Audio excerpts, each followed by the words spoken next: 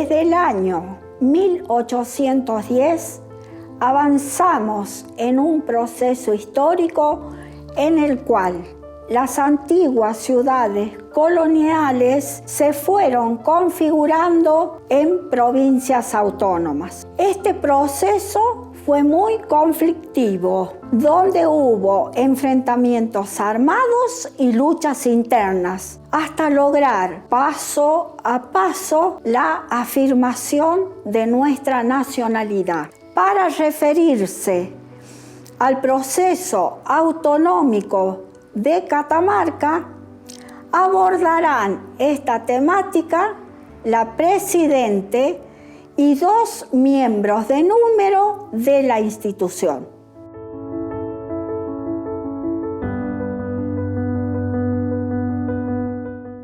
La actual provincia de Catamarca había formado parte desde mayo de 1810 hasta octubre de 1814 de la Intendencia de Salta del Tucumán. En esa fecha, el director supremo de las Provincias Unidas del Río de la Plata, Gervasio Posadas, disolvió la intendencia y creó la jurisdicción de las gobernaciones de Salta y de Tucumán. Catamarca, junto a los pueblos de Santiago del Estero y Tucumán, pasaron a formar parte de la nueva gobernación del Tucumán. Desde la disolución de la Junta Grande, las relaciones entre las provincias y la capital del antiguo virreinato, ahora capital de las Provincias Unidas, la ciudad de Buenos Aires, habían sido tensas. Esta ciudad había nombrado todos los gobernantes y había dirigido los destinos de la provincia, imponiendo a esta sus condiciones. Una de las primeras en reaccionar es la Banda Oriental del Uruguay, la cual, acaudillada por José Gervasio Artigas, va a levantar a toda la provincia y hacia 1815 logra constituirse en un verdadero estado. Seguirán su ejemplo posteriormente la provincia de Entre Ríos, donde el caudillo Francisco Ramírez toma el gobierno. Caso similar será el de la provincia de Santa Fe, donde el directorio enviará tropas para tratar de contener la situación. Sin embargo, la clase política, la dirigencia santafesina, rechazará esa intromisión de las tropas porteñas. En la provincia de Santa Fe, el caudillo Estanislao López logra tomar el gobierno. Poco tiempo después, la provincia de Salta sigue su camino, donde destituyen a las autoridades que habían sido nombradas desde Buenos Aires y se las reemplaza por don Martín Miguel de Güemes. Una de las estrategias del gobierno central de Buenos Aires consistió en sostenerse gracias al apoyo del Ejército Nacional. En este caso, es el Ejército del Norte el que juega un papel fundamental. Este ejército, ubicado en la ciudad de Tucumán, interviene tratando de sostener cada una de las situaciones que se presentan en el interior. El gobierno del directorio, desde Buenos Aires, utilizará al Ejército del Norte como arma fundamental para contener la disgregación. Pero hacia 1820 ya no resulta efectivo el ejército. Al respecto, el historiador Alperindongui afirma que la disgregación del directorio se produce en el norte argentino. Es en este momento, hacia 1819, cuando se produce el levantamiento del Ejército del Norte en la ciudad de Tucumán, que destituye al gobernador intendente don Feliciano de la Mota Botello, quien había pasado de ser teniente de gobernador de Catamarca a gobernador intendente en la ciudad de Tucumán. El Cabildo de Tucumán, apoyado en las tropas sublevadas que habían destituido a Mota Botello, nombraron en su lugar a Bernabé Arao, uno de los vecinos más importantes de Tucumán. El enfrentamiento entre las tendencias federales del interior y el centralismo porteño es ya un hecho hacia 1820.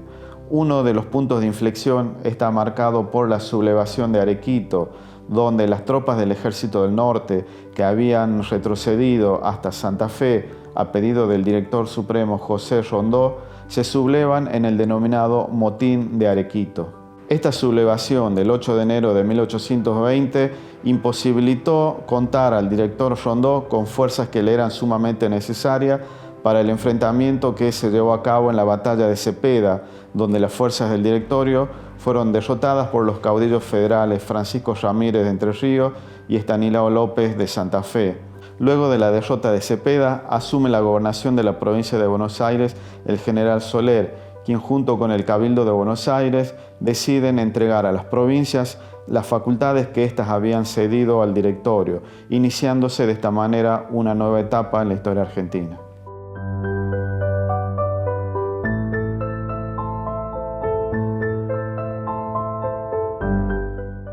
Ante este nuevo panorama, la caída del gobierno central, el directorio y la disolución del Congreso que sesionaba en Buenos Aires, las ciudades quedan libradas a su propio accionar y a partir de allí se inician las convocatorias a congresos buscando organizar este nuevo panorama en las Provincias Unidas del Río de la Plata. A partir de ese momento, Juan Bautista Bustos convoca a un congreso constituyente en Córdoba, al mismo tiempo que la firma del Tratado del Pilar convoca a otro congreso en San Lorenzo. En este contexto llega la invitación también a Catamarca de Bernabé Araoz, gobernador de Tucumán, invitando a los cabildos de Catamarca y de Santiago del Estero que envíen diputados a Tucumán con la idea de formar pronto la República del Tucumán, que finalmente tendrá forma en septiembre de 1820 con la sanción de su constitución.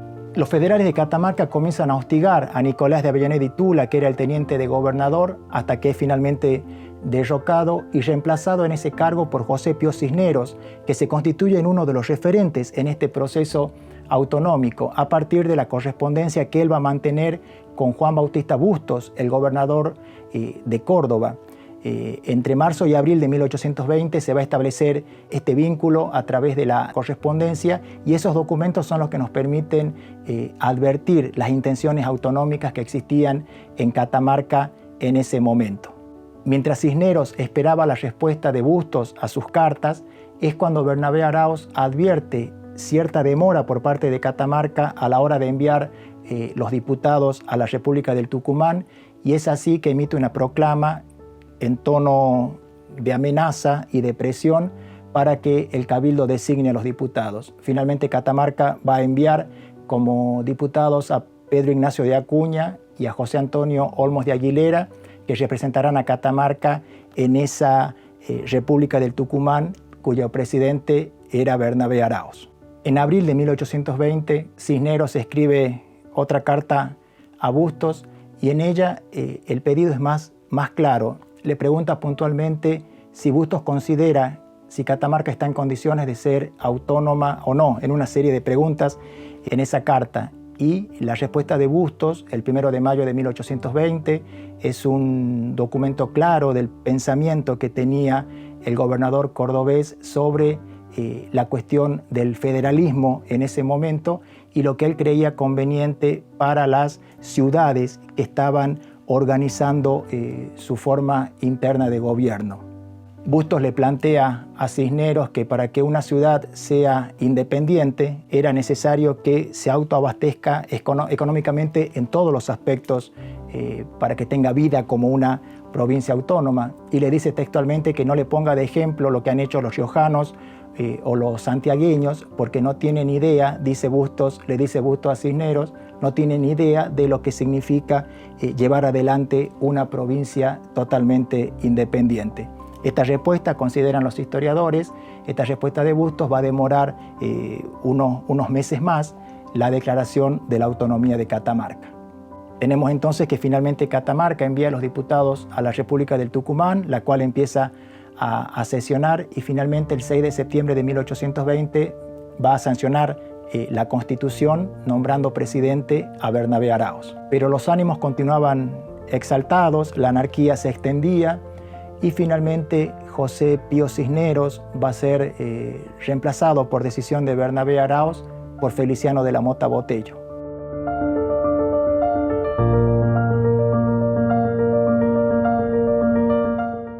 El año 1821 fue también de gran inestabilidad política.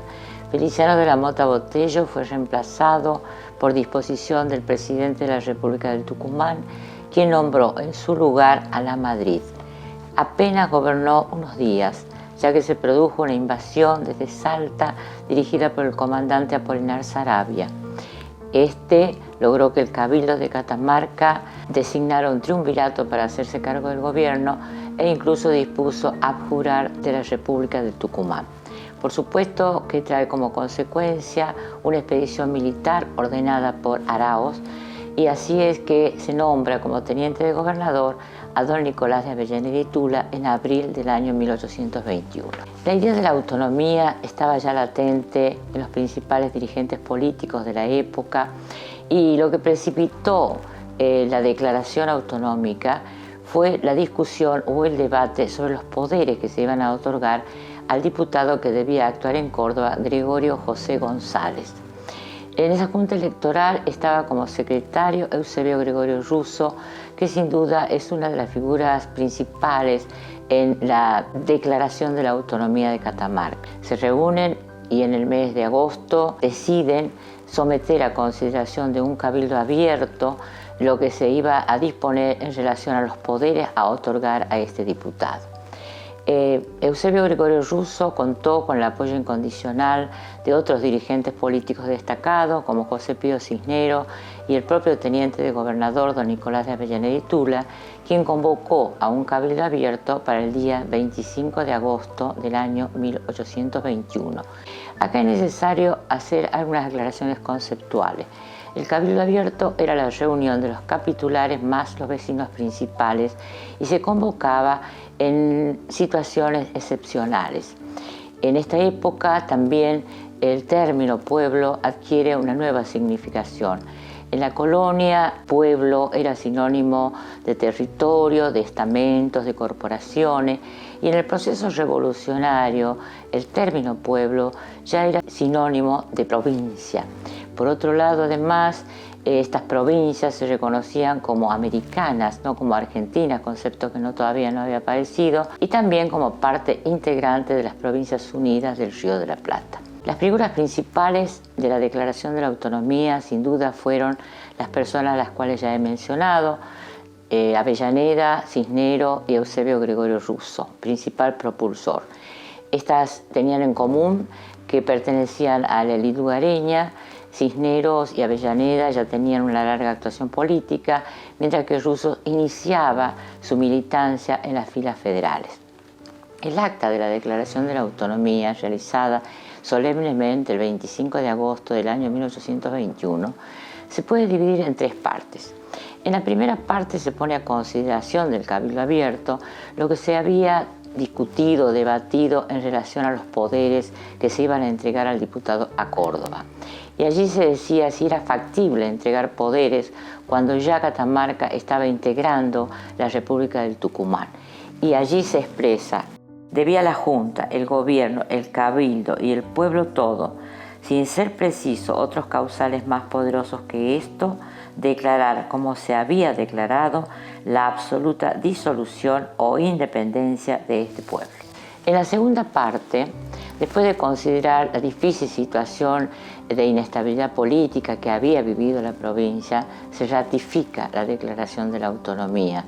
Y además es importante destacar que Catamarca se reconoce parte integrante de la nación, a quien acude en auxilio militar en caso de una invasión de las provincias vecinas.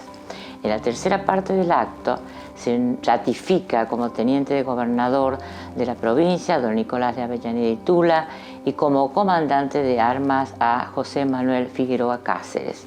Por otro lado, además, se dispone la publicación del acta y se encarga a la Junta Electoral que se responsabilice de todo lo atinente a la soberanía. ¿Quiénes rubricaron el acta de la autonomía? Esta acta firmaron 53 personas que son los asistentes a ese cabildo abierto. Cuando vemos los nombres advertimos que son antiguos y nuevos vecinos. A través de sus apellidos lo pudimos apreciar. Y además la corporación religiosa. Entre ellos, además de Nicolás de Avellaneda y Tula, José Pío Cisneros, Eusebio Gregorio Russo, figura don Andrés de Herrera, Bruno del Oro, Juan Ascenso Salas, Muro, Tadeo Acuña, Pío Isaac Acuña, entre otros. A 199 años de la Declaración de la Autonomía, valoramos a estas figuras, a estos vecinos de la ciudad de San Fernando del Valle de Catamarca, que a partir de este momento será provincia de Catamarca, porque tomaron una decisión valiente y patriótica, considerando la difícil situación política, económica y militar por la que atravesaba Catamarca. Si bien Catamarca declara la autonomía recién en el año 1821, mientras las provincias vecinas como Santiago del Estero y La Rioja lo habían hecho en el año 1820, es la que pronto dicta su organización institucional, el Reglamento Constitucional de 1823, que va a posibilitar años de cierta estabilidad y de progreso, como fue el gobierno de Eusebio Gregorio Russo. Sin duda, el año 2021, en que se van a celebrar los 200 años de la Declaración de la Autonomía, será la oportunidad para avanzar sobre el conocimiento del tema y para debatir sobre la autonomía de la provincia desde 1821 hasta hoy.